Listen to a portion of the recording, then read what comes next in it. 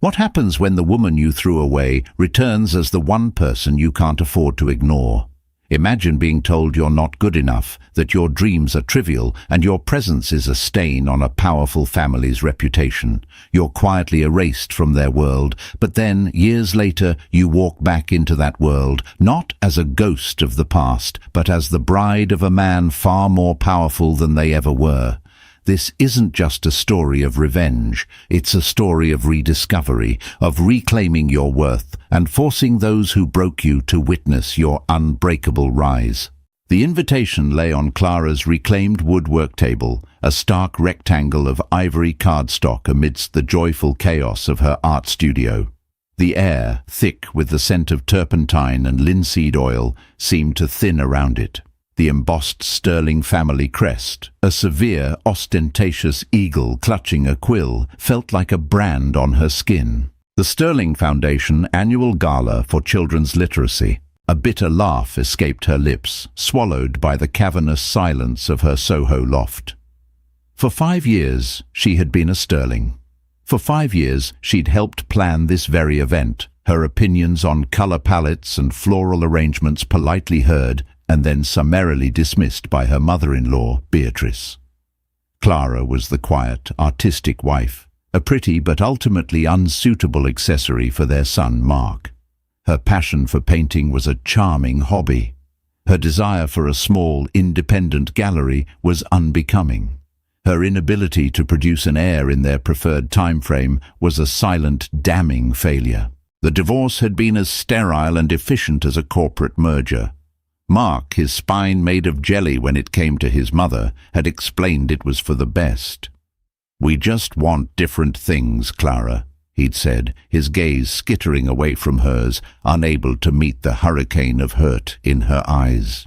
The truth was, his family wanted a different thing for him, and she was not it. The day the decree was finalized, the Sterling family lawyer, a man with the warmth of a tombstone, had looked at her with undisguised pity. She was no longer a factor, an irrelevant footnote.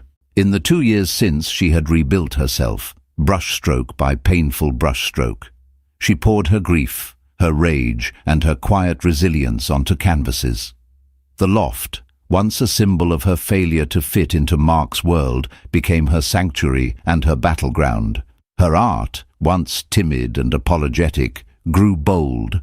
Jagged lines, deep, bruised colors, portraits of women with shadowed eyes and defiant jaws.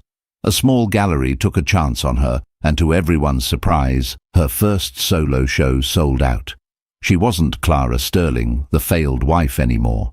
She was Clara Hayes, an artist whose work resonated with a silent, unseen part of the city. A warm, solid presence pressed against her back, and strong arms wrapped around her waist. Alexander Thorne rested his chin on her shoulder, his gaze falling on the invitation. "I see the past has sent its regards," he murmured, his voice a low, comforting rumble. Alex was everything the Sterlings were not. Where they were legacy, he was innovation. Where they were cold stone, he was tempered steel. A tech mogul who had built his empire from nothing, he saw the world not as a set of rules to be followed, but as a system to be understood and, if necessary, dismantled. He had walked into her gallery 6 months ago, his attention captured not by her, but by a painting, a raw, visceral piece titled "Echoes in an Empty Hall." He'd stared at it for a full 10 minutes before turning his intense grey eyes on her. "Who hurt you enough to create something this beautiful?" he'd asked. It was the first time anyone had seen her pain, not as a weakness, but as a source of strength. "I'm not going," she said, her body rigid in his embrace. "There's no reason to." "Isn't there?" He gently turned her to face him. His touch was always questioning, never demanding. "You're one of the artists they're honoring this year. They're showcasing a print of your work. It seems they find your hobby less charming and more profitable now." The irony was nauseating. The foundation had purchased one of her prints in a blind auction, and now they were parading her name, her maiden name, as a testament to their patronage of the arts. They probably didn't even realize who she was. Or worse, they did. And this was some kind of power play. It would be a statement, Alex continued, his thumb stroking her cheek. Walking in there not as who they remember, but as who you are. And who are you in this scenario? She asked, a sliver of her old insecurity surfacing. The billionaire benefactor escorting the charity case. His expression hardened, not with anger, but with a fierce protectiveness that still took her breath away. I am the man who is incandescently proud to be with the most talented, resilient, and beautiful woman in this room. And if anyone in that ballroom dares to see you as anything less, they'll be dealing with me. She knew he meant it, but the fear was a cold knot in her stomach. The ballroom of the Pierre Hotel was Beatrice's kingdom. The whispers, the condescending smiles, the dismissive glances, they were her weapons. Clara had been a casualty of that war once before. They ignored me for 5 years, Alex. They erased me. Why would I voluntarily walk back into my own haunting? Because you're not a ghost anymore, Clara, he said softly. You're the one who's going to do the haunting. He tilted his head, a slow, dangerous smile playing on his lips. It was the smile that had graced the cover of Forbes, the one that competitors saw in their nightmares. Besides, he added, his voice dropping to a conspiratorial whisper, I have a vested interest in the Sterling Foundation's portfolio. Let's just say I'm considering a very significant donation. It's always good to survey the terrain before an acquisition. The final word hung in the air, layered with meaning. He wasn't just talking about charity. She looked from his confident, steady gaze to the arrogant eagle on the invitation. The knot in her stomach didn't dissolve, but it tightened, transforming from fear into something else, something like resolve. She had spent years letting them define her worth. Maybe it was time she showed them how wrong their valuation had been. Fine, she said, her voice stronger than she expected, but I'm choosing the dress, and it's not going to be beige. The ballroom at the Pierre was a galaxy of manufactured stars. Diamonds glittered like frost on the necks and wrists of women in designer gowns, and the air hummed with the self-congratulatory buzz of New York's old money elite.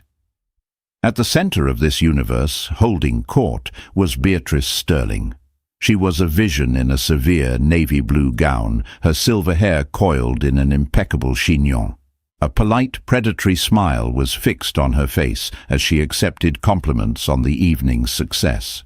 Her son, Mark, stood beside her, looking every bit the handsome, vacuous heir. He was with his new fiancée, a woman named Vanessa, who was a carbon copy of every other Sterling-approved woman, blonde, from a good family, and with an opinion that never strayed from the consensus.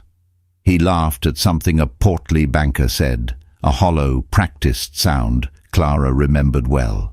His sister, Chloe, a sharp-edged woman with a penchant for gossip, was flitting through the crowd, leaving a wake of whispers.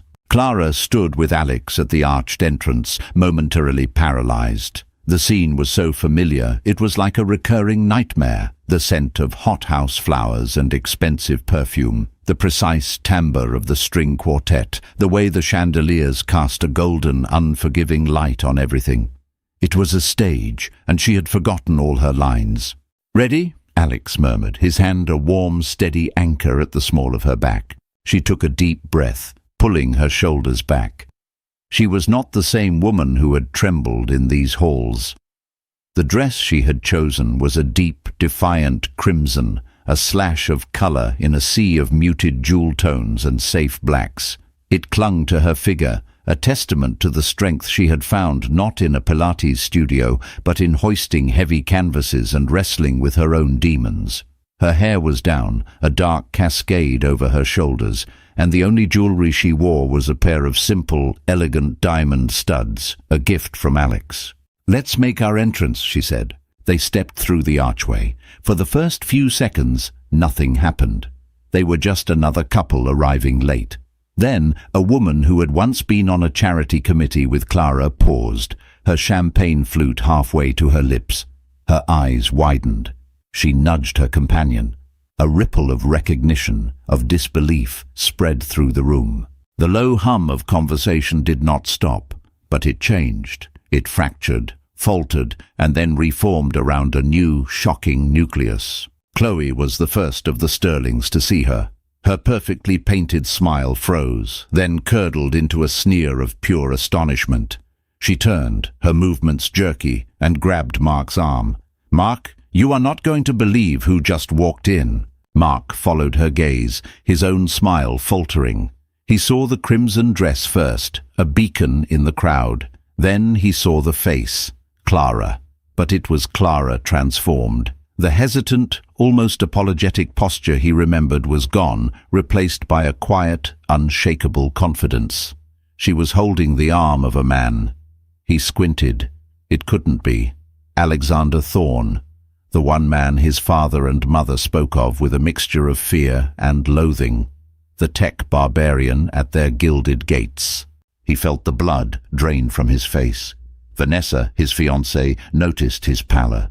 "Darling, are you all right? You look like you've seen a ghost." "In a way," he muttered, his throat suddenly dry. Finally, Beatrice's gaze, drawn by the sudden shift in the room's energy, swept towards the entrance. Her eyes, the color of a winter sky, landed on Clara. For a fraction of a second, a flicker of something raw, pure, unadulterated shock broke through her icy composure. Then the mask slammed back into place. Her back stiffened, her lips thinned into a bloodless line. She had built her world on order, on control, on knowing who and what belonged. And this did not belong. It was a categorical error, a glitch in her perfectly curated reality. Clara felt the weight of 100 pairs of eyes. The whispers were now audible, a sibilant tide of gossip. "Is that Mark's ex-wife? What is she doing here? And with Alexander Thorne? I thought she'd moved back to Connecticut or something. My God, look at her. She looks incredible." She focused on Alex's hand on her back, a point of heat and reality in the surreal chill of the room. He leaned down, his lips brushing her ear. Enjoying the silence, he whispered.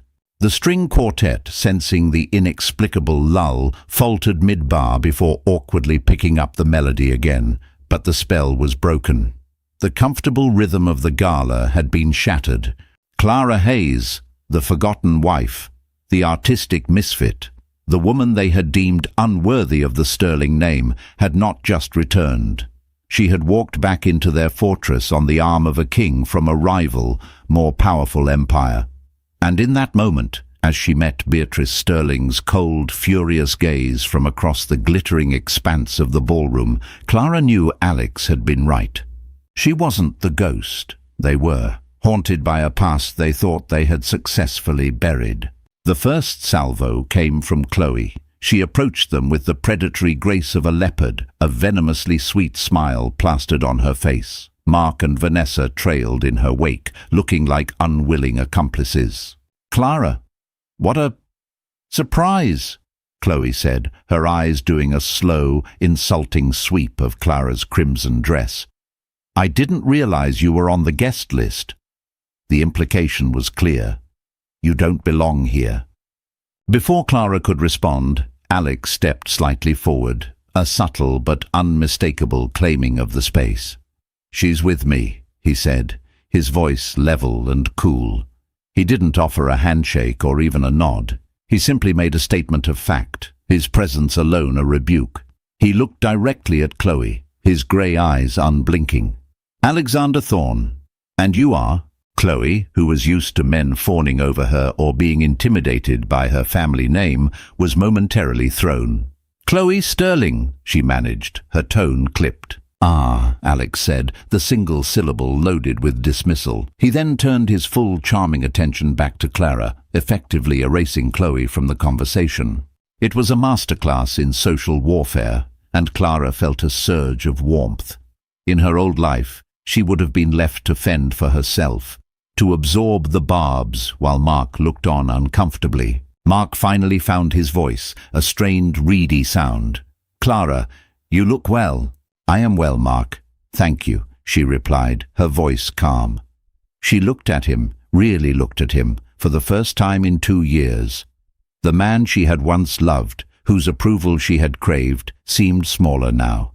The handsome facade was still there, but she could see the cracks, the faint lines of stress around his eyes, the slight weakness in his chin that his mother's force of will had always hidden. I had no idea you'd be here," he stammered, glancing nervously at Alex, then at his fiancée. "The foundation is honoring my work," Clara stated simply, without malice or triumph. It was the truth, and its plainness was more powerful than any accusation she could have leveled. The work they had dismissed was now being celebrated in their own house. Vanessa, the fiancée, offered a tight, brittle smile. "Mark has told me so much about your art. It's so lovely that you have a hobby that keeps you busy." The condescension was a familiar poison. The old Clara would have shrunk, murmured a thank you, and felt the sting of shame.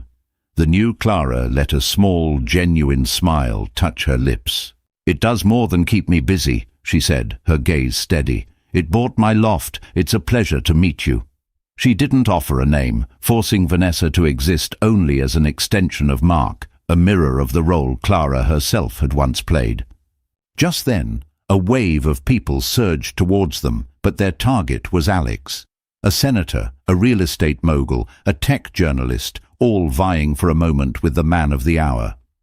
Alex handled them with effortless charm, but he kept Clara anchored to his side, introducing her not as his date, but as the brilliant artist Clara Hayes. With every introduction, she felt her new identity solidify, the old one flaking away like dried paint. She caught a glimpse of Mark's face in the crowd. He was watching her, a complex, unreadable expression of regret and bewilderment clouding his features. He was seeing the woman he thought he knew being revered by people he was desperate to impress. He was seeing her through their eyes, and it was clear he didn't recognize the person he was looking at. Later, as Alex was locked in a quiet but intense conversation with the senator, Clara felt a chill and turned to find Beatrice Sterling standing beside her. "It seems you've done well for yourself," Beatrice said. It was not a compliment. It was an assessment, like a broker evaluating an unexpected stock surge. "I'm happy, Beatrice," Clara replied, her voice even. She refused to be intimidated, refused to let the old power dynamic reassert itself. Beatrice's eyes, like chips of ice, scanned her. "Happiness is fleeting. Security is what matters. I assume Mr. Thorne provides you with ample security." The insult was clear. She was a kept woman, having traded one wealthy family for another. A flashback, sharp and painful, hit Clara. It was from their last Christmas together. She had excitedly shown Beatrice a preliminary sketch for a large canvas she was planning. Beatrice had glanced at it for less than a second before looking up, her expression one of profound disappointment. "An artist," she'd said, her voice dripping with disdain. "Honestly, Clara, what a quaint and utterly useless ambition. Your ambition should be your husband's success. That is your canvas. A sterling woman understands that." That memory, once a source of deep shame, was now fuel. "Alex provides me with respect, Beatrice," Clara said, her voice low and clear. "He sees my ambition not as useless, but as an asset. I'm sorry that's a concept you can't understand." Beatrice's perfectly sculpted face tightened. For the first time, Clara had not just deflected the blow, but returned it. Before the older woman could formulate a reply, Alex was back at her side, his arm sliding possessively around her waist. "Mrs. Sterling," he said, his smile charming but his eyes cold as steel. "A lovely party. I was just telling Clara I'm so impressed with the Foundation's work that I'm considering making a substantial contribution to its endowment. A controlling interest, perhaps." Beatrice's composure finally cracked. A flicker of genuine alarm crossed her face. The Sterling Foundation was her domain, the source of her social power. The idea of a man like Alexander Thorne, an outsider, a disruptor, buying his way into her world and gaining control was anathema. He had just threatened her politely in the middle of her own ballroom. And he had done it with her former daughter-in-law, the woman she had cast aside, smiling at his side. This wasn't just a social appearance. It was the opening move in a much larger, more dangerous game, and Clara, whether she had intended to be or not, was right at the heart of it. The following morning, the Sterling townhouse on the Upper East Side felt less like a home and more like a corporate headquarters on the brink of a hostile takeover.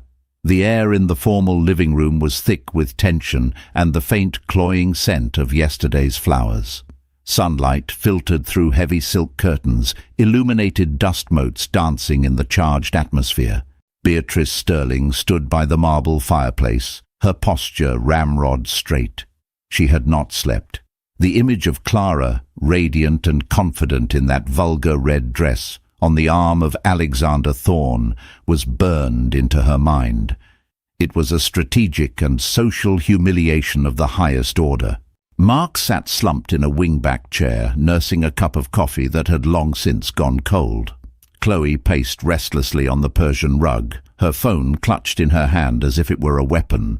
"The entire city is talking about it," Chloe spat, swiping angrily through a gossip column on her screen.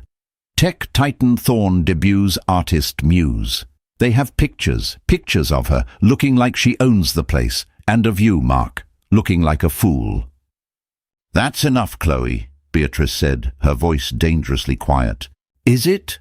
Chloe whirled to face her mother. "He didn't just bring her there to embarrass us. You saw him. He was talking to Senator Rawlings for 20 minutes. He was practically holding court in our ballroom. And that final comment about a controlling interest in the foundation. That was a declaration of war." Mark finally spoke, his voice heavy with a dawning, sickening understanding.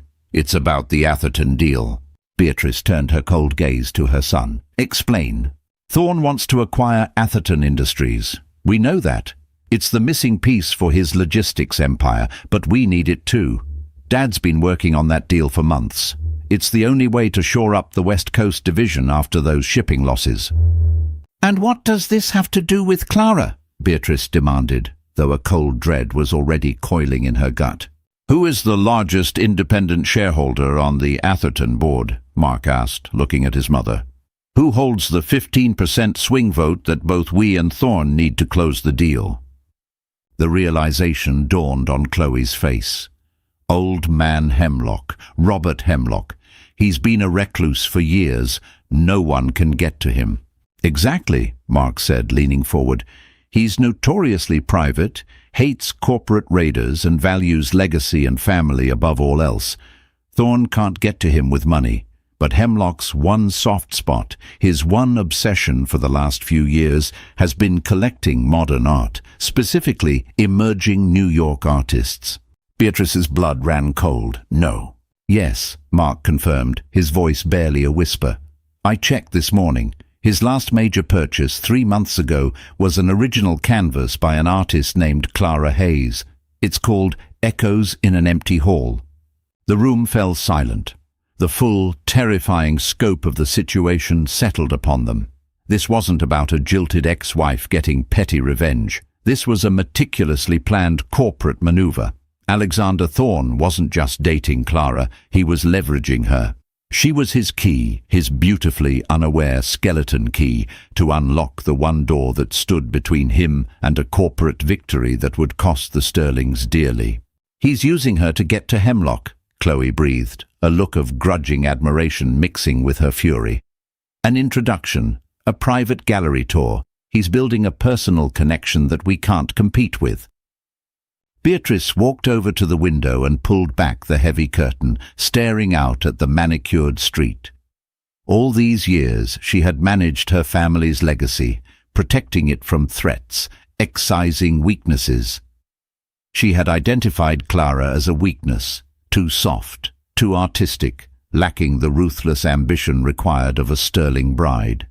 She had instructed Mark to cut her loose, and he had obeyed, as he always did. Now that perceived weakness had been weaponized against them by their greatest rival. The woman she had deemed worthless now held the power to indirectly influence the future of their company. The irony was so profound, so bitter, it tasted like ash in her mouth. "This is your fault, Mark," she said, her voice slicing through the silence. "You let her go. You should have controlled her, managed her hobbies. Instead, you let her build this separate identity." "My fault," Mark shot back, a rare spark of defiance in his eyes. "You're the one who told me she wasn't good enough. You pushed me to end it, to find someone more suitable like Vanessa, who has all the personality of a decorative vase." "Do not raise your voice to me," Beatrice snapped, her authority reasserting itself instantly. Mark deflated, slumping back in his chair. She began to pace, her mind a whirlwind of calculations. "This changes nothing. We will not be outmaneuvered. Chloe, I want you to find out everything you can about Robert Hemlock's habits, his charities, his grandchildren, anything we can use. Mark." She stopped and pinned her son with an intense stare. "You are going to talk to Clara." Mark looked at her in horror. "What? What could I possibly say to her?" "You will appeal to her sentimentality. You were married for 5 years. There was a connection there once. Remind her of it. Remind her of what it meant to be a part of this family. Find out what Thorne has told her. See if she understands what he's doing. She's a soft woman, an artist. She thinks in terms of emotions, not strategy. Make her doubt him. Plant a seed of distrust. Do whatever it takes." Her message was clear. Mark was to use their shared history, their intimacy, as a tool to manipulate his ex-wife for the family's gain. He felt a wave of nausea. He looked at his mother's unyielding face and his sister's scheming eyes, and for the first time he saw the Sterling family not as a legacy to uphold, but as a gilded cage. And he realized with a sudden gut-wrenching certainty that in casting Clara out they hadn't freed themselves of a weakness. They had lost the one person who might have been their saving grace. The days following the gala were a strange mix of exhilarating and unsettling for Clara. On one hand, her world had exploded. The art world, which had been cautiously embracing her, was now clamoring for her. Her gallery was flooded with calls. A prominent art critic requested a studio visit. The print of her work at the gala was suddenly the most talked-about piece of the night. She was no longer just an artist, she was a story. On the other hand, a shadow of doubt had begun to creep in. Alex's comment to Beatrice about a controlling interest had replayed in her mind. He was a brilliant, strategic man. He never said anything by accident. Was their public debut, her reintroduction to the Sterlings world, truly just about supporting her? Or was she a beautiful, convenient piece on his chessboard? The thought felt like a betrayal of the genuine connection she felt with him, but she couldn't shake it. She had spent 5 years as an accessory to someone else's ambition, and she would rather burn her canvases to ash than ever play that role again. Alex seemed to sense her disquiet. He was as attentive and passionate as ever, but she noticed a new intensity in him, a focus that seemed to extend beyond their bubble. There were more late-night calls, more encrypted files on his tablet. One evening, as they were sharing a simple dinner in her loft, the city lights twinkling below, she decided to confront the ghost in the room. "The Atherton deal," she said, her voice cutting through their comfortable silence. Alex paused, a forkful of pasta halfway to his lips. He slowly set it down, his grey eyes searching hers. He didn't feign ignorance. "What about it?" "I read the financial news, Alex. I know you're in a battle with Sterling Industries for it, and I know the key is a shareholder named Robert Hemlock." She watched his face carefully. "He's a major collector of my work, isn't he?" He held her gaze, his expression unreadable. "Yes, he is." A cold knot formed in her stomach. "And that's what this is about? Was taking me to that gala, putting me back in their world, just a way to get to him? Am I your ticket to an introduction?" The accusation hung in the air, sharp and ugly. She saw a flicker of something in his eyes, not guilt, but a deep, weary hurt. He reached across the table and took her hand. His was warm and strong. "Clara, listen to me. I walked into your gallery 6 months ago knowing nothing about you except what your painting told me. I saw strength and pain and a fire that captivated me. Everything that has happened between us since then has been real. You have to believe that." "I want to," she whispered, her voice fragile. "But," he continued, his grip tightening on her hand, "am I a man who uses every advantage at his disposal to win? Yes. When I discovered who you were, who you had been married to, did I see an opportunity for a certain poetic justice? I won't lie to you. I did. The Sterlings are not good people. They build their empire by crushing smaller, better ones. And yes, when I found out that Robert Hemlock, a man I've been trying to get a meeting with for a year, was one of your most ardent collectors, I recognized it as a strategic advantage." He let out a long breath. "But it was never about using you. It was about integrating two parts of my life that had unexpectedly collided, my fight against the Sterling Empire and the woman I was falling for who had been one of its casualties. I want you by my side, Clara, not as a pawn but as my partner. I want to win this deal, and I want them to see you standing next to me when I do." His honesty was both disarming and terrifying. He wasn't denying the strategic element. He was owning it, framing it as a shared victory. But the question remained, would she be a partner or collateral? Her internal conflict was interrupted a few days later by a buzz from the building's intercom. It was Mark. Her heart hammered against her ribs. She hadn't spoken to him privately in 2 years. She almost told the doorman to send him away, but a new, steely curiosity won out. What could he possibly want? She agreed to let him up. When she opened the door, he looked lost and out of place in the creative chaos of her studio. He was dressed in a tailored suit that probably cost more than her first 6 months' rent, but he wore it like armor that no longer fit. He carried a large, ostentatious bouquet of lilies, which he held out to her awkwardly. Lilies, the flowers Beatrice always insisted upon for the townhouse. "What do you want, Mark?" she asked, not inviting him in. Can I come in just for a minute?" he asked, his voice strained. She hesitated, then stepped aside. He walked in, his eyes darting around the loft, taking in the huge, vibrant canvases leaning against the walls. This was her world, a world he had never once bothered to enter when they were married. "Your work, it's really something," he said, sounding genuinely surprised. "I know," she replied simply. He cleared his throat, the sound loud in the quiet room. "Clara, I came to apologize for how things ended, for everything. I was a coward. I let my mother run my life, our life. I see that now." She watched him, her arms crossed. Was this real, or was it a performance? "I miss you," he went on, taking a step closer. "I miss this, the real you, not the person they tried to turn you into. Thorne, he doesn't know you, Clara. Not like I do. He's a shark. He's using you for the Asserting deal. My mother figured it out. He's using you to get to Hemlock." So there it was, the real reason for his visit. A reconnaissance mission cloaked in a pathetic shroud of nostalgia. The wave of disappointment was so sharp it almost made her laugh. "Your mother sent you, didn't she?" she asked, her voice devoid of emotion. "She sent you here to play on my softness, to make me doubt Alex so you could save your precious deal." Mark's face crumpled. The lie fell away, leaving behind a raw, desperate truth.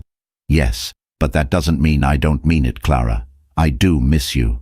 Seeing you at that gala, I realized what a monumental mistake I made. Thorne can give you money, but I know who you are. We had a life together."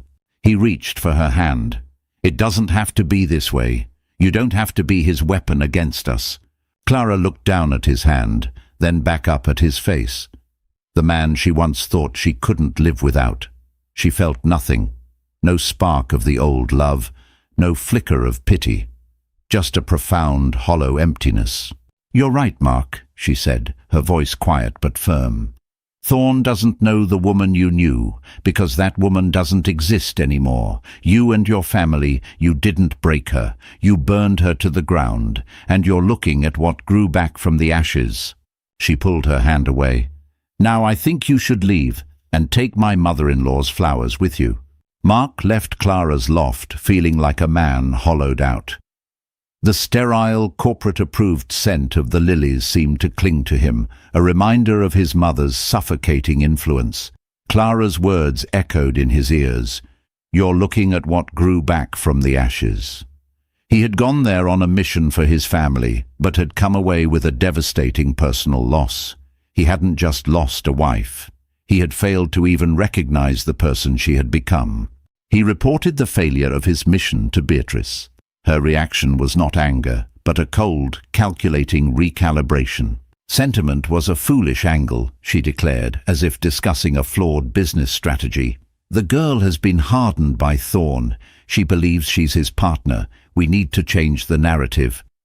The Sterling machine, wounded but not defeated, churned into motion. Beatrice began a subtle but vicious smear campaign. Whispers were planted in the right ears at country clubs and charity luncheons. Friends of the family made calls to influential journalists. The story that emerged was a tragic one. Poor, impressionable Clara Hayes, a talented but naive artist, had been swept up by the manipulative billionaire Alexander Thorn. He was using her, preying on her past hurt to wage his corporate war against the family that had once tried to help her. The Sterlings, the narrative went, were deeply concerned for her well-being. Clara felt the shift almost immediately.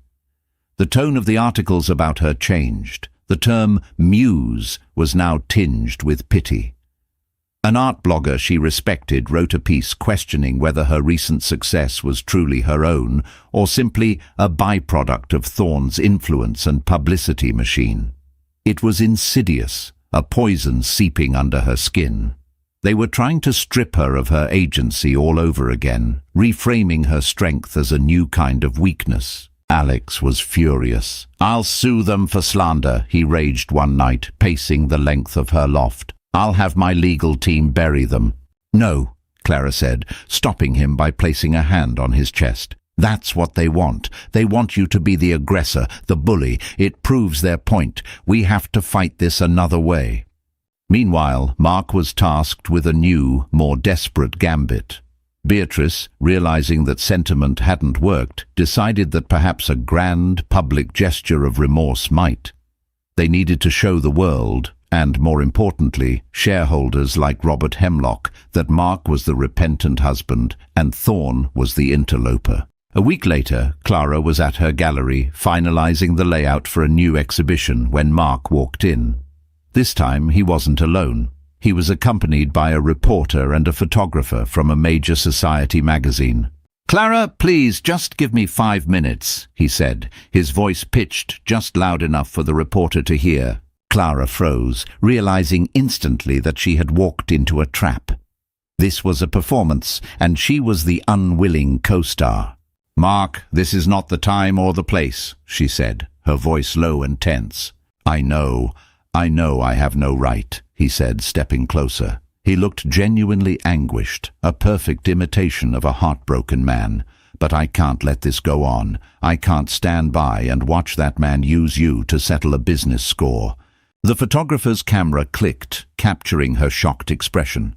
"I made the biggest mistake of my life letting you go," Mark continued, his voice thick with emotion.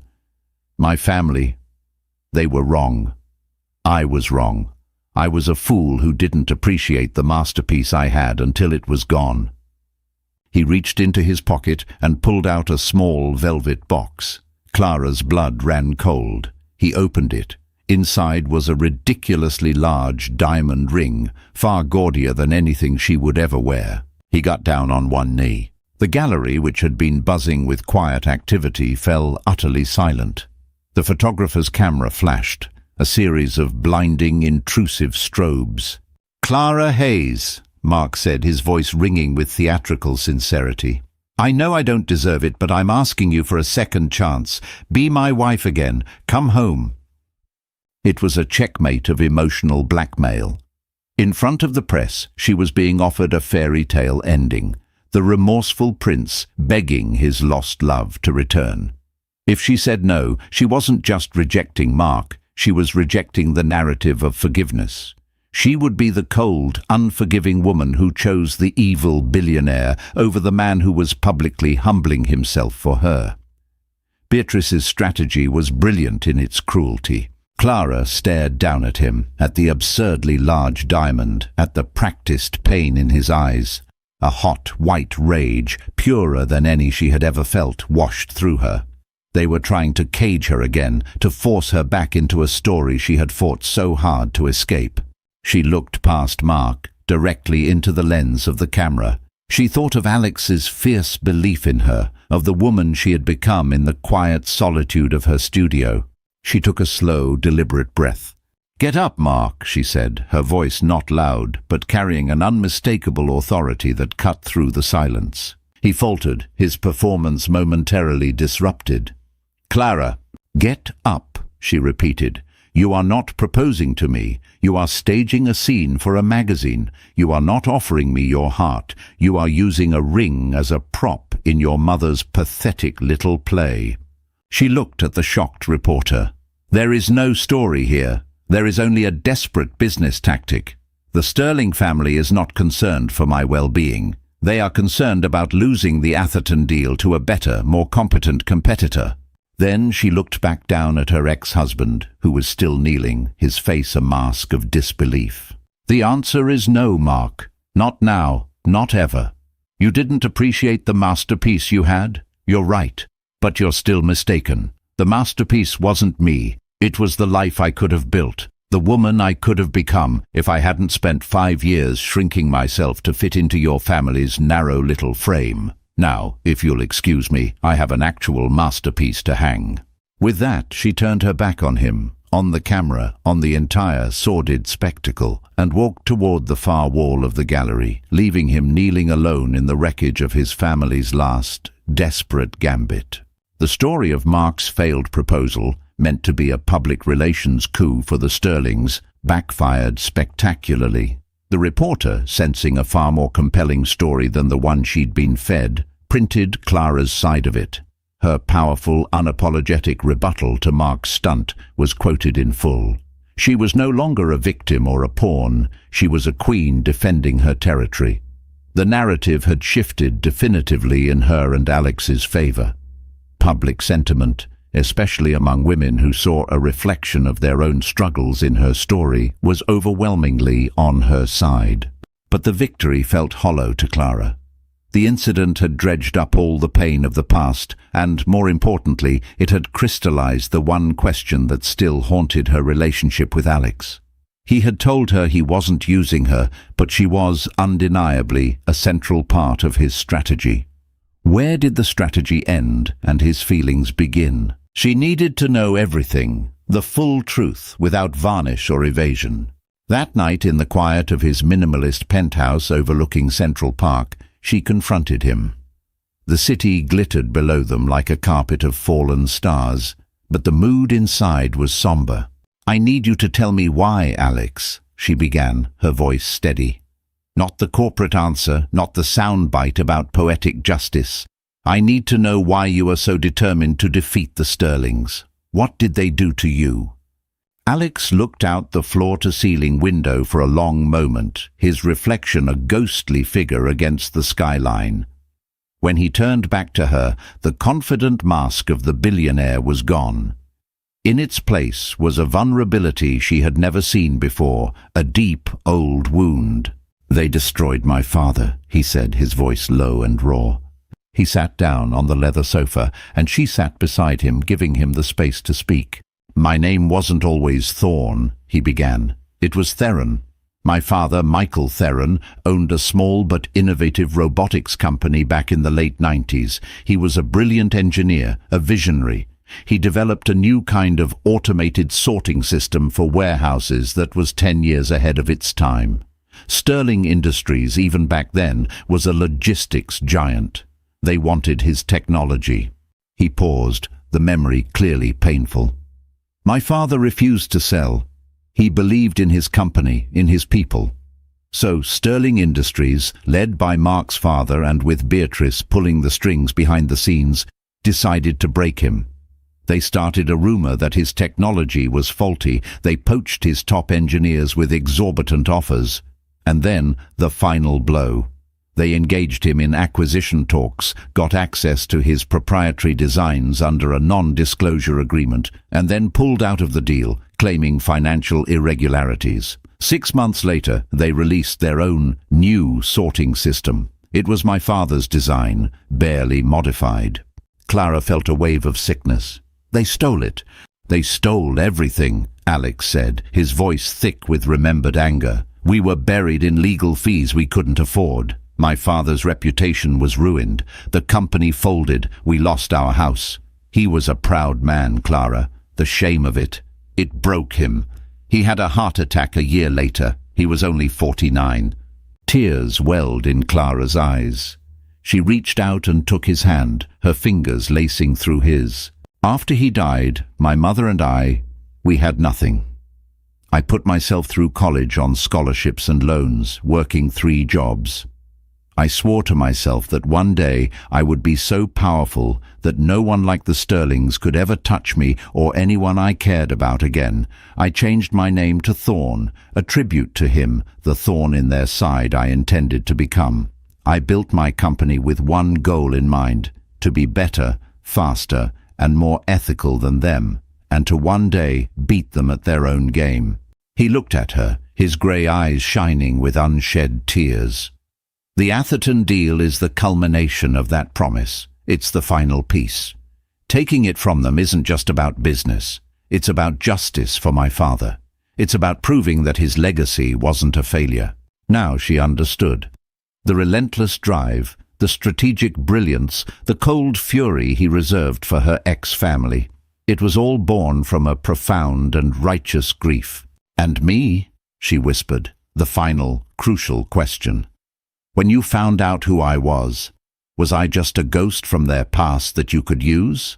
He turned to her fully, taking both of her hands in his. When I first saw you, I saw a fellow survivor. I saw it in your art before I ever knew your name. The pain, the defiance, the refusal to be broken. It resonated with a part of me I keep hidden from the world. When I learned your connection to the Sterlings, it felt like fate. Like the universe was finally aligning. He looked her directly in the eye, his gaze unwavering and raw with sincerity.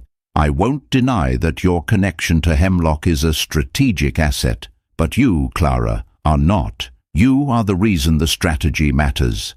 Winning is one thing, but winning with you by my side, showing them that the 2 people they tried to crush are now the ones they can't defeat, that's not just victory, it's redemption. He lifted a hand and gently wiped a tear from her cheek. But the choice is yours. If you want me to walk away from this, to leave the Sterlings alone, I will. You are more important to me than my revenge. She looked at the man before her, his empire, his ambition, his entire life's work, and knew he was laying it all at her feet. He was giving her the ultimate power, the power to choose. In that moment, all her doubts, all her fears dissolved. She wasn't a pawn. She was his queen. No, she said, her voice filled with a strength that came from a place of absolute certainty. You don't walk away.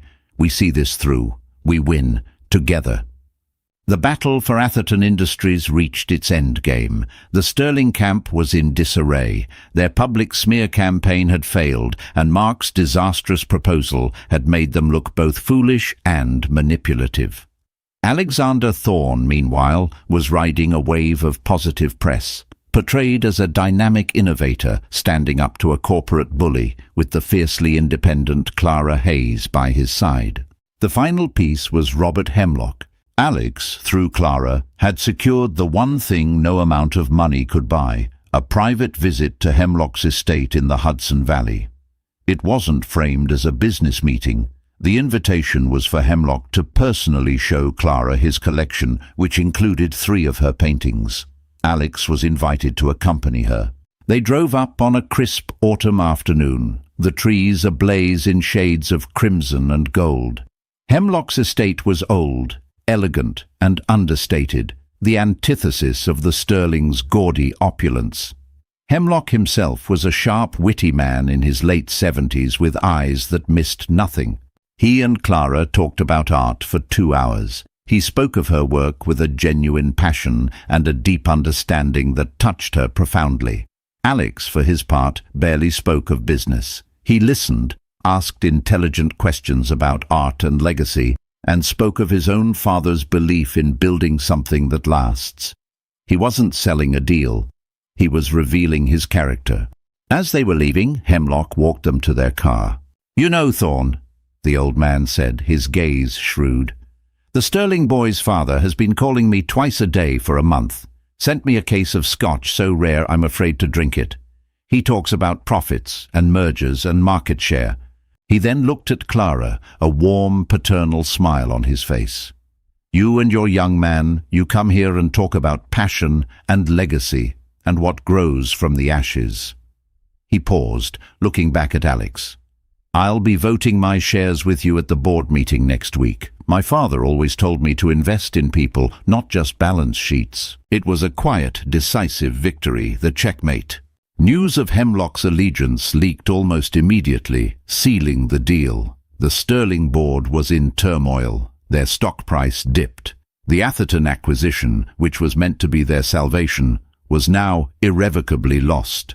Beatrice Sterling, however, had one last card to play. It was not a corporate move, but a deeply personal, venomous one. She called Clara's personal cell phone, a number she could only have gotten through illicit means. "I hope you're proud of yourself," Beatrice's voice hissed, devoid of any of its usual polish. "I am, actually," Clara replied calmly, standing in her studio, the afternoon sun warming her face. "You have destroyed a family, Clara. Our family. The family that took you in. Mark is devastated. This deal, it will have consequences. Layoffs, reputations ruined, all because you couldn't let go of the past, because you attached yourself to that vulture."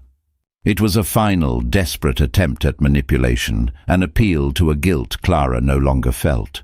"Let me be very clear, Beatrice," Clara said, her voice as sharp and clean as a palette knife. "You destroyed your own family when you chose legacy over love, power over people.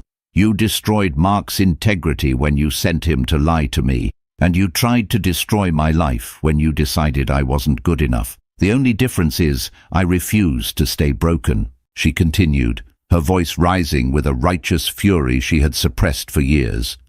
"Alex isn't a vulture. He's a man who is rebuilding what people like you took from his family. This isn't about revenge for me. It's about standing with a man I love and respect, a man who values me for exactly who I am. The consequences you're facing are not my fault. They are the result of your own actions, coming back to you after a very, very long time. You are finally reaping what you have sown." She hung up the phone before Beatrice could reply, her hand trembling not with fear, but with the exhilarating release of a truth finally spoken. The last chain had been broken. The following week, the acquisition of Atherton Industries by Thorne Consolidated was formally announced. It was the top story in every financial journal. Alexander Thorne was hailed as a genius. The Sterlings were forced to issue a humbling statement about refocusing on core assets. It was corporate speak for a massive defeat. That evening, Alex didn't want to celebrate at some fancy restaurant. Instead, he came to her loft with a bottle of champagne and 2 paper cups. He stood in the middle of her studio, surrounded by her canvases, the dark, pained works from her past, and the new, vibrant, hopeful ones she was working on now. He raised his cup. "To my father, Michael Theron," he said, his voice thick with emotion. "And to Clara Hayes, the woman who paints with the colors of the sunrise after the darkest night." They drank, the cheap champagne tasting sweeter than anything she'd ever had. The ghosts of the past were finally silent. The war was over.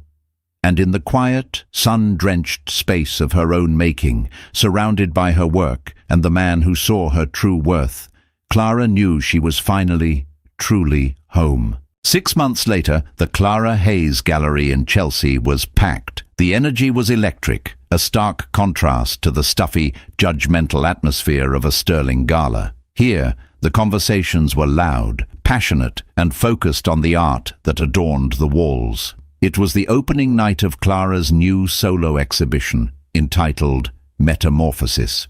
The works were a departure from her earlier, darker pieces. While the same emotional intensity was present, the canvases were now slashed with vibrant, defiant colors, brilliant yellows, deep magentas, and serene blues. It was the art of a woman who had been through the fire and learned to dance in the flames. The centerpiece of the exhibition was a massive diptych. On one side was a muted, fractured portrait of a woman with shadowed eyes trapped behind what looked like gilded bars. On the other side, the same woman emerged from the darkness, her face turned towards a source of light, her expression one of fierce, joyful freedom. Its title was The Sterling Cage and the Thorn Key. Clara, dressed in a simple but elegant deep blue dress, moved through the crowd, not as a hostess or an accessory, but as the celebrated center of it all. People didn't ask her who she was wearing. They asked her about her brush technique, her inspiration, her vision. Alex stood near the back, watching her. He was not the center of attention tonight, and he reveled in it.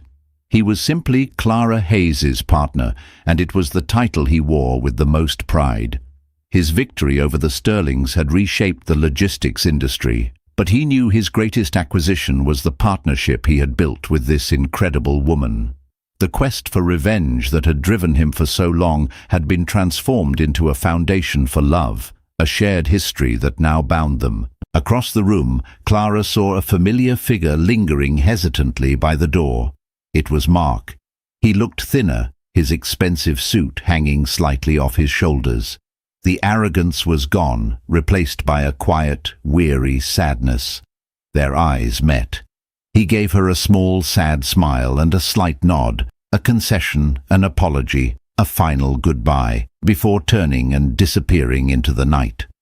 She learned later that he and Vanessa had called off their engagement, and he had taken a lesser role in the now downsized Sterling Industries, finally stepping out from under his mother's thumb, albeit into a much smaller shadow.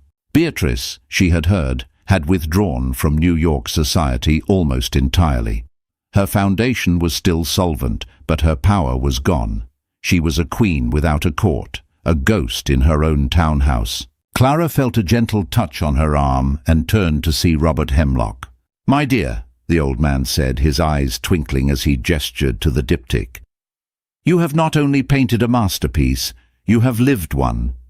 She smiled, a genuine, unburdened smile. "I had a good muse." Her eyes found Alex across the room, and he raised his glass to her. Later that night, long after the last guest had departed, Clara and Alex stood alone in the silent gallery. The paintings seemed to hum with a life of their own in the quiet. "So, what's next for the brilliant artist?" Alex asked, wrapping his arms around her. She leaned back against him, looking at the vibrant, hopeful canvases that represented her future. She had once been a footnote in someone else's story, a ghost in a gilded cage. Now she was the author of her own narrative, her life a wide, unpainted canvas full of infinite possibility. "I think," she said, a slow, happy smile spreading across her face, "I'm just getting started." Clara's journey from a forgotten wife to an unbreakable woman shows us that our worth is never determined by those who refuse to see it. It's forged in the fires of our own resilience and painted with the colors of our own passion. Her story is a powerful reminder that sometimes the greatest victory isn't about revenge. It's about rebuilding your life so beautifully that the past has no choice but to fade into the background. What did you think of Clara's final confrontation with Beatrice? Let me know in the comments below. If you were moved by this story of empowerment and redemption, please give this video a thumbs up, share it with someone who needs to hear it, and don't forget to subscribe for more emotional stories that will stay with you long after you've finished listening. Thank you for watching.